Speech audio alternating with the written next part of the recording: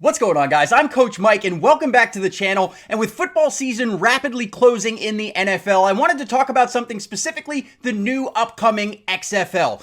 It starts basically the week after the Super Bowl, and I'm going to go through and break down kind of what's different from a rules standpoint, give you my thoughts on it, and let's just hope that it doesn't go the way of the AAF, where they failed to complete even one season before going bankrupt. So without further ado, let's go ahead and jump into it, starting with the first one, what they call the 5 gameplay innovations. The first one here, guys, is a change to the kickoff rules, okay? So this is designed basically to try and encourage more kickoffs, because what we've seen lately in the NFL is a whole lot of touchbacks, and at the same time kind of balancing out player safety, because we do know those plays can be pretty violent with guys getting full running starts, colliding into each other, and from a player safety standpoint, it has been a big focus of the NFL. So let's go ahead and talk about what's different. So in the XFL, you'll see that the kicker is going to kick from the 25-yard line of their own side, and it must be landing between the 20-yard line and the end zone. Okay, so you really can't just kick it into the back of the end zone, or you're going to get what they're calling a major touchback. Each team is going to line up at the 35-yard line, and the return team lines up at the 30-yard line. Okay, on the return side, so basically only 5 yards separating the coverage team and the return team. And basically they have some rules there with 3 players outside the hash marks, and they cannot move until the ball is caught by the returner. So there's no running starts. They've only got 5 yards between them. So you're not going to have those, 30, 40-yard sprints into a collision.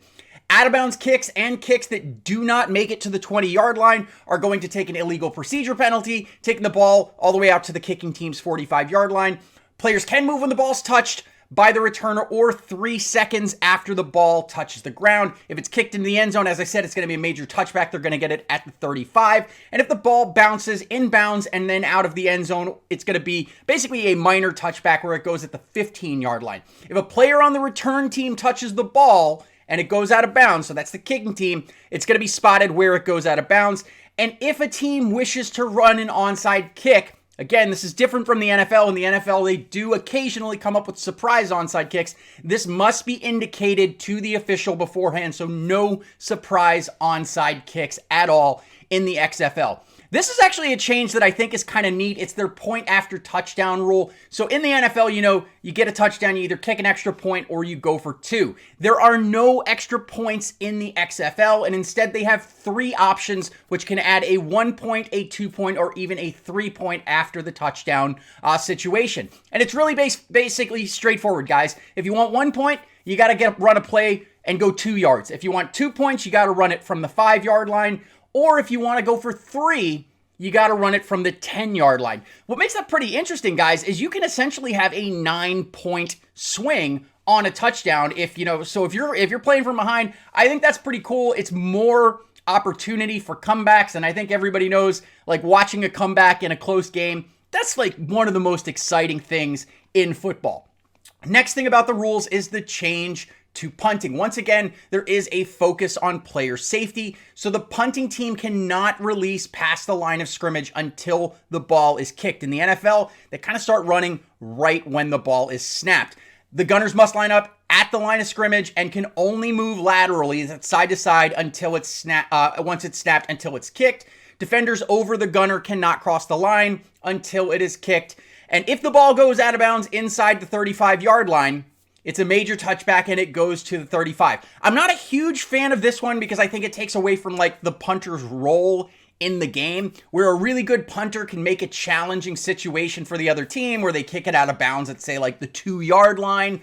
You can't do that. So no angled kicks. Again, this does encourage returns, but I'm not sure I like that rule. I'll have to see it in action. Now, if a punted ball lands out in the opponent's end zone or goes out the back of the end zone, once again, major touchback going all the way out to the 35-yard. And then fair catches are permitted, but based on all of these other rules, I don't think we're going to see a ton of fair catches that are taking place. Next, and this is kind of interesting, is the double forward pass. So basically the way this works is in the current NFL, you see some trick plays where you'll throw a backwards pass from someone who will then throw a forward pass.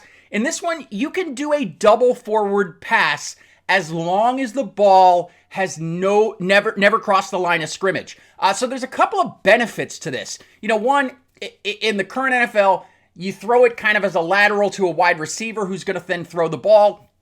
If for some reason he doesn't catch it, it's a fumble. It's a backwards pass, therefore it is considered a lateral, and it is a live ball. If you do it as a forward pass, in this case, the quarterback can essentially take, maybe a 10-step drop, so he's pretty deep back there, throw a forward pass. If for some reason the wide receiver who is planning on throwing it a second time doesn't catch it, it's not a fumble. I think it can lead to some neat, interesting trick plays. I do want to see it in action, but overall, I think it's a pretty minor rule change.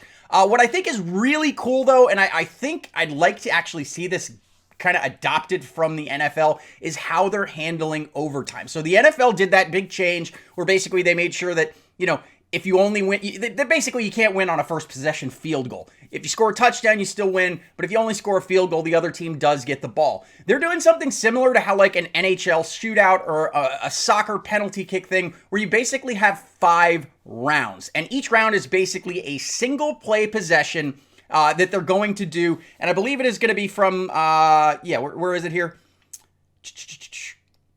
Yep, from the 5-yard line. So there we go. So basically, each team is going to get 5 plays from the 5-yard line. And basically, let's say both teams score on all 5 plays. It then goes into sudden death, one after another, until one round is completed and there is a clear winner. What's cool about it is you don't have an entire really lengthy process. What's cool is there is no such thing as a tie in the XFL. There is always going to be a winner due to that. And for scoring purposes, each time they score from the 5-yard line, it's just like their kind of 2-point conversion from the 5. It's worth 2 points. The defensive team cannot score, so basically you can't get a situation where you pick it and return it 100 yards. Basically, if it's a turnover, it's a dead ball. So you have to win on offense. I'm not sure I like that part of it, because I think, if a corner does a really good job, reads the play, picks it off, and then runs 100 yards with the ball, maybe I'm old-fashioned. That should be points, because that's just as much effort.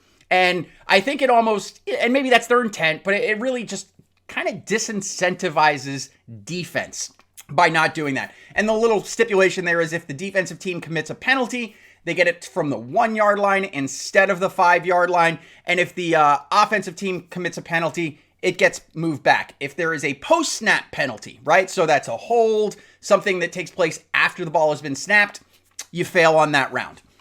And that's basically that one. They've also made a big focus on timing changes with the idea of trying to speed up the game. If you've watched any NFL games, sometimes, the TV timeouts and everything else, it can lead to a pretty long, day. So basically what they're doing is a 25-second play clock instead of the 40-second play clock. It's a little bit different because in the NFL, it's kind of a continuously running one, where in the XFL, it's going to be more like college, where the play clock doesn't start until the ref spots the ball, which they say takes about an average of 7 seconds. So it's around 32 seconds. So basically 8 seconds off of every play potentially. They also have something here which is calling the comeback period, which occurs after the 2-minute warning. And on this one, the game clock is stopped unless the ball that end in the field of play. So this is, any play that ends in the field of play, the game clock is stopped until the ball has been spotted and 5 seconds have run off the play clock. Incomplete or out of bounds, it stops completely until the ball snapped. I think this is cool because, when you're watching a football game, you've got the 2-minute drill, and in the NFL, you've got to worry about timeout management. You don't really have to worry about that as much. You can run that hurry up offense and get a lot more plays in that 2 minutes, which is going to make for an exciting end to the half or end to the game. So that's one kind of time period there. And they also have a running game clock. So when you're not in that comeback period, which is outside the last 2 minutes of each half, the game clock is going to run after incompletions and out of bounds plays. So ultimately that is going to speed up the clock. The game clock just keeps running. Less stoppage of the clock means the game is going to be finished a little bit quicker. And then, of course, at that 2 minutes, that has that special comeback period.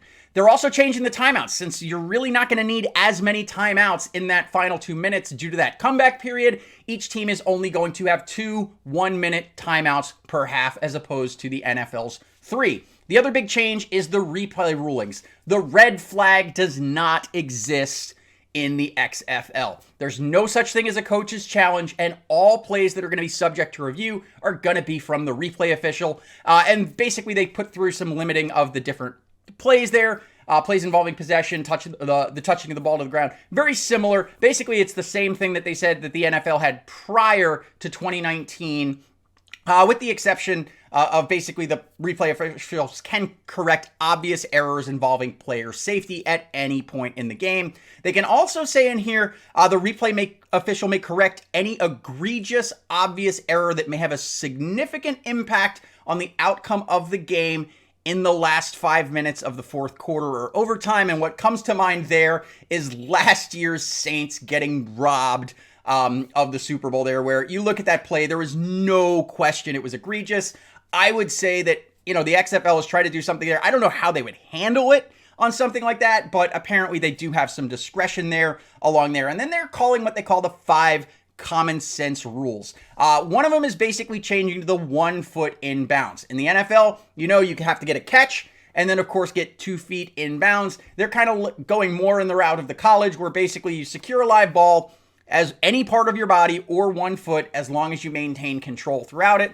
They say that's common sense rules. And honestly, from a standpoint of the fact that, let's be honest, guys, you are not going to have the same caliber players in the XFL that you have in the NFL. It's almost going to be like a scouting league, because let's be honest, they don't pay anywhere near as much as the NFL, and these guys are punishing their bodies. So from that standpoint, since they're not going to have these like absolute superstar players the same level of the NFL, I think it makes sense, and honestly, it'll help the game go along a little faster, make replay reviews a little bit easier. That's kind of their rationale through that one. They're also going to have a dedicated ball spotting official. We talked about kind of the change with the play clock. They're going to have an official that does nothing other than spot the ball very quickly. I think that'll keep the the play moving pretty quickly. They also have some changes as far as coach to player communication. The goal is basically for them to have several offensive players who the coach can speak to directly, and that will basically allow a couple of things. One, if the stadium gets loud, think Seattle and the 12th man, a lot easier to hear what's going on if you've got a speaker in your headphone, in your helmet, as opposed to trying to call things there. And another thing there that I think could be pretty neat is that broadcast partners are going to have access to that, which, as a fan of the game and someone who likes breaking down film and things like that, I think it's going to be pretty neat for us as viewers of the sport to actually hear the coaches talking to the quarterback and seeing what's going on, kind of give you an inside look into what's going on in coaching behind the scenes. And I think that that's, pretty straightforward and kind of a cool thing, especially since the broadcast partners will have some access to that. Another thing they're doing is what they're calling Simplified illegal man downfield. And they're basically just saying that no ineligible player shall be or have been moved more than 3 yards beyond the line of scrimmage until the passer throws a legal forward pass. And it's a little bit different from the NFL and college there. And then, of course, the other one, I think it's pretty clear at this point that they are looking to get faster games. They are going to have a shorter halftime, a 10-minute break, and then back to the action. They're definitely trying to get all games, even games that go into overtime, done before 3 hours, I think is their goal. I think they're trying to go like in the 2.5 to 2 hour and 45 minute range. And with all of these things are there, I think that's reasonable. Now let's talk a little bit. So that's the rules. Those are the differences that you'll see between the NFL and the XFL. Obviously the big one, which I touched on, you're not going to see your NFL superstars, but you are going to see guys that are hungry, right? Who come into the XFL, maybe they didn't get a shot in the NFL, but they know that if they go out there and crush it in the XFL, let's just be honest, the NFL teams are going to be paying attention. And if someone comes out as a superstar in the XFL, the reality is, look, they're probably going to get a ticket to the NFL, which, is kind of a mixed bag because, of course, that helps that guy's career, helps him get compensated a little bit better for punishing his body, over these. But let's be honest, it's kind of going to keep the XFL pretty much a lower tier league from a talent standpoint forever. Because if you get a superstar in the XFL, and they're paying them maybe a couple $100,000 in the XFL, but they could make millions in the NFL, like who's going to stick around and do the same job for a fraction of the paycheck just to stay loyal to the XFL? So it'll be interesting to see what they do with contracts and how they can do that. But I kind of feel like you're going to have a situation kind of like I see in college basketball where like if you get a really good superstar player, you maybe get lucky and get them for a year or two, but then they're on to bigger and better things that are going to get them paid. But anyways, guys, those are the differences in rules between the XFL and the NFL. Let me know in the comments down below what you guys are thinking. I, for one, as a fan of the game, am just excited that we are going to have more football. For me, I like football. I realize that it's going to be different. I do want to see some of these things in action, particularly the double forward pass opens up a lot of things. I like the change to overtime. To me, I think that's a brilliant solution for the overtime, aside from what I said about the defensive inability to have a real impact there other than getting a stop. But let me know in the comments down below. If you like the video, go ahead and drop a like. It helps the YouTube algorithm. If you're new to the channel, go ahead and hit that subscribe button. What you can count on is, just fun football content, finance content, stuff that I know about and stuff that I love. I like to share here in front of a camera. I love you guys. I will see you soon. I'm Coach Mike, and I'm out.